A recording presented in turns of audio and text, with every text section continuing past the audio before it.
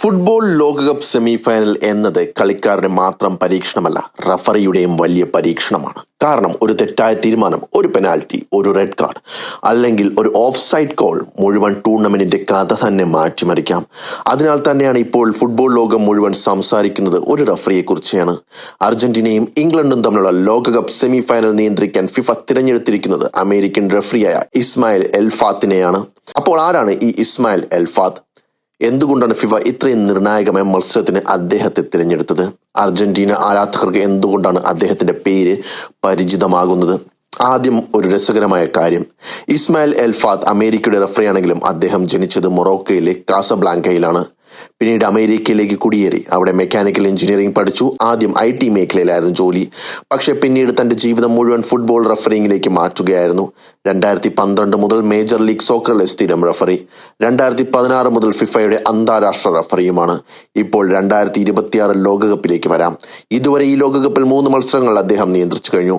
Netherlands, Japan, Uruguay, Spain, round of 16 ബ്രസീലും നോർവേയും തമ്മിലുള്ള മത്സരം. ഈ മത്സരങ്ങളിലെ പ്രകടനമാണ് അദ്ദേഹത്തെ ഇപ്പോൾ സെമി ഫൈനലിലേക്ക് എത്തിച്ചിരിക്കുന്നത്. എന്നാൽ അർജന്റീന ആരാധകർക്ക് അദ്ദേഹത്തെ നേരത്തെ തന്നെ അറിയാം. 2022 ഖത്തർ ലോകകപ്പ് ഫൈനൽ ഓർമ്മയുണ്ടല്ലോ?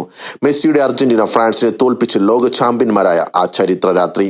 ആ ഫൈനലിൽ 4ാം റഫറിയായിരുന്നു ഇസ്മായിൽ എൽഫാത്ത്. അതിനാൽ മെസ്സിക്കും അർജന്റീന ടീമിനും അദ്ദേഹം പുതിയ മുഖമല്ല. ഇപ്പോൾ മറ്റൊരു കാര്യം, ഈ സെമി ഫൈനൽ വെറും ഒരു ഫുട്ബോൾ മത്സരം മാത്രമല്ല, അർജന്റീനയും ഇംഗ്ലണ്ടും തമ്മിലുള്ള പതിറ്റാണ്ടുകളായുള്ള വലിയ ഫുട്ബോൾ വൈര്യമാണ്. 1987 ഹാൻഡ് ഓഫ് ഗോഡ്, അതേ മത്സരത്തിലെ മെസ്സിയോട് താരതമ്യം ചെയ്യപ്പെടുന്ന മറഡോണയുടെ അത്ഭുത ഗോൾ, 1998 ലോകകപ്പിൽ ബെക്കാമിന്റെ റെഡ് കാർഡ്, 2002 ലോകകപ്പിൽ ഇംഗ്ലണ്ടിന്റെ വിജയം. ഇങ്ങനെ ചരിത്രം നിറഞ്ഞ ഏറ്റുമുട്ടലാണ് വീണ്ടും ലോകകപ്പ് സെമിയിൽ അരങ്ങേറുന്നത്.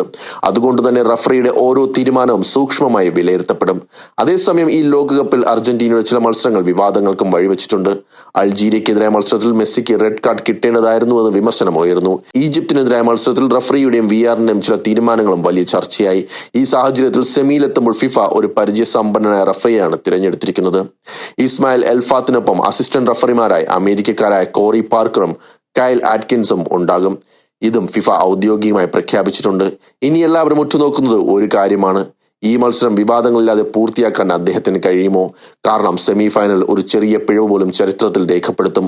ഒരു പെനാൽറ്റി, ഒരു ഓഫ് സൈഡ്, ഒരു റെഡ് കാർഡ്, ഇതിലേതെങ്കിലും ഒരു തീരുമാനം ലോകകപ്പിന്റെ ചാമ്പ്യനെ വരെ മാറ്റിമറിക്കാൻ സാധ്യതയുണ്ട്. അർജന്റീന ഫൈനലിലെത്തുമോ അതോ ഇംഗ്ലണ്ട് വർഷങ്ങളായുള്ള കാത്തിരിപ്പിന് വിരാമമിടുമോ? ഇതിന്റെ ഉത്തരമറിയാൻ ഇനി മണിക്കൂറുകൾ മാത്രം.